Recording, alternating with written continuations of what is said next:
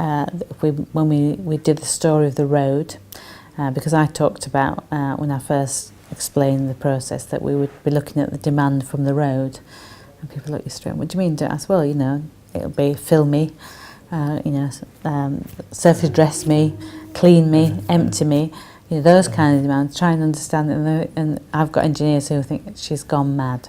You know, she doesn't really understand what we're doing. And then we went out and spent time on the sites themselves, and you know, the guys were obviously out there going past things, and then they weren't able to get out and just clear the gullies because they didn't have the right equipment. All the things that we know happen when you look at a system that's in the old style as opposed to new style. And I think, you know, we then started to look at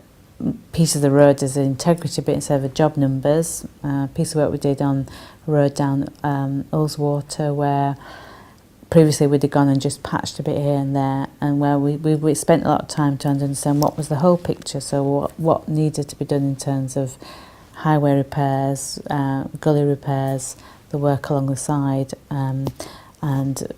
sort of litter, things like that. And what we ended up doing was actually having a temporary road closure, blitzing it over a 2-day period, getting rid of the backlog. We got the district council to come in and do some work on the actual litter picking, and we ended it with a much better job and a much improved system, whereas before we'd have kept going back to the same thing and actually not dealing with the underlying cause. Our deputy leader, who was really keen on the method and had his curiosity raised but hadn't been involved in an actual process, was keen to see what was happening, particularly also he was responsible for the cash, so he was keen to see the efficiencies coming out of it. And so he went out with the crews, and they went to have a look at a particular site where we'd had a recurring problem with a curb where they'd been back several times, and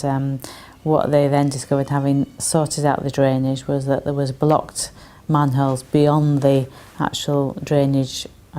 pot, they call it, and the actual connections between the drains, because we'd come along and empty the gully empty would come and do the pot emptying, but they wouldn't necessarily work out whether the actual system of the gully underneath was working. And a lot of these gullies we now discover are actually often blocked, and there was various things stuck in it, and one of the things that was causing the problem was that the farmer was planting his potatoes in a particular way that meant the water ran off the field quicker, and so they worked with the farmer, got him to agree to next year planting his potatoes in a different direction, which would then avoid as much water coming off the road onto the road, and then also enable us to, having cleaned the drain out, we'd sort it. And the deputy went out and saw this himself. He went and had a good look at it, and I said to him when we were doing the presentation, I said to, you know, perhaps Stuart would talk members through what he's seen,